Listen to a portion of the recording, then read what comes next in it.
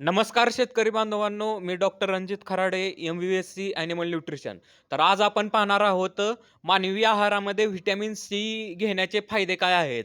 तर माणसाच्या शरीरामध्ये व्हिटॅमिन सी हे तयारच होत नाही आणि व्हिटॅमिन सी हे रोगप्रतिकार शक्ती वाढवण्यासाठी अत्यंत महत्त्वाचं असतं. आजारी असताना व्हिटॅमिन सी घेणं हे मस्ट आहे, अत्यंत महत्त्वाचं आहे आणि मानवी शरीरामध्ये व्हिटॅमिन सी तयार होत नसल्याकारणाने रोज हे बाहेरच्या पदार्थातून व्हिटॅमिन सी हे घेतलंच पाहिजे. तर व्हिटॅमिन सी लिंबाद्वारे म्हणजे जे लिंबू आपण जेवताना लिंबाची एक फोड घेतो, ती रोज एक घेतली पाहिजे. कारण व्हिटॅमिन सी हे लिंबामध्ये मुबलक प्रमाणामध्ये असतं आणि व्हिटॅमिन सी हे दूध दूध असू द्या, मटण असू द्या किंवा अंडी असू द्या, ह्या तिन्हीमध्ये व्हिटॅमिन सी ॲब्सेंट असतं. म्हणजे अंडी, दूध आणि मटण यामध्ये व्हिटॅमिन सी नसतंच. त्यामुळं आपल्याला ते लिंबाद्वारे घेणं मस्ट आहे. म्हणून जेवताना लिंबाची एक फोड घेणं हे सोबत घेणं हे अत्यंत महत्त्वाचं आहे. तर मानवी शरीरामध्ये व्हिटॅमिन सी तयार होत नाही. त्यामुळं ते आहारातून दररोज घेणं अत्यंत आवश्यक असतं. तर व्हिटॅमिन सीचे फायदे काय? तर रोगप्रतिकारशक्ती वाढते.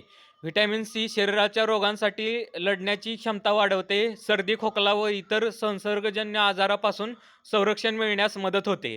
आजारी असताना आजारपणातून बरं होण्यासाठी व्हिटॅमिन सी हे अत्यंत महत्त्वाचं आहे. तर व्हिटॅमिन सी त्वचा व जखम भरून येण्यास मदत करते. व्हिटॅमिन सी कोलॅजन नावाचा एक पदार्थ तयार करते. त्यामुळे त्वचा निरोगी राहते आणि जखमा लवकर भरून येतात.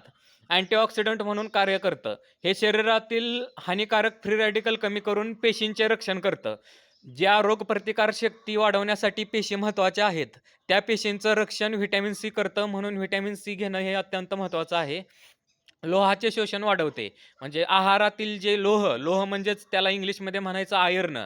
तर आहारातील जो लोह आहे, तो शरीरामध्ये चांगल्या प्रकारे शोषला जावा म्हणून व्हिटॅमिन सी मदत करतं. त्यामुळे रक्तक्षय म्हणजे अॅनिमिया टाळण्यास मदत होते.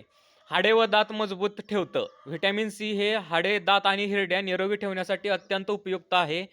थकवा कमी करण्यास मदत करतं. व्हिटॅमिन सी हे शरीरातील ऊर्जा निर्मिती प्रक्रियेत मदत करून थकवा कमी करण्यास मदत करतं. तर आता आपण पाहूया व्हिटॅमिन सीची कमतरता झाल्यावर काय-काय रोग होतात.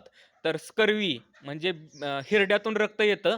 त्यानंतर जखमा उशिरा भरून येतात, लवकर भरून येत नाहीत आणि थकवा व अशक्तपणा जाणवतो.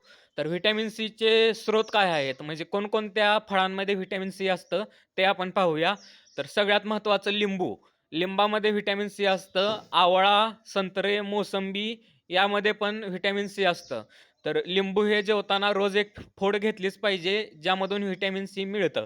त्यानंतर ओव्हरऑल आपण निष्कर्ष काय काढला, तर मानवी शरीरामध्ये व्हिटॅमिन सी तयार होत नसल्यामुळे निरोगी शरीर चांगली रोगप्रतिकारशक्ती ठेवण्यासाठी रोजच्या आहारात व्हिटॅमिन सी असलेले पदार्थ घेणे अत्यंत आवश्यक आहे. म्हणजेच रोजच्या आहारामध्ये लिंबाची एक फोड घेतलीच पाहिजे. लिंबूमध्ये व्हिटॅमिन सी हे मुबलक प्रमाणात असतं, म्हणून लिंबूची एक फोड जेवताना घेतलीच पाहिजे.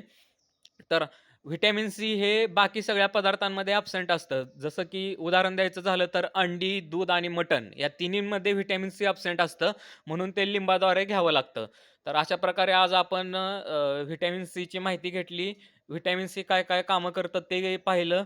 व्हिटॅमिन सीची कमतरता झाल्यावर काय रोग होतात ते पाहिले. तर अशा प्रकारे आपण ही माहिती घेतली. ही माहिती जास्तीत जास्त लोकांपर्यंत पोहोचवा. धन्यवाद.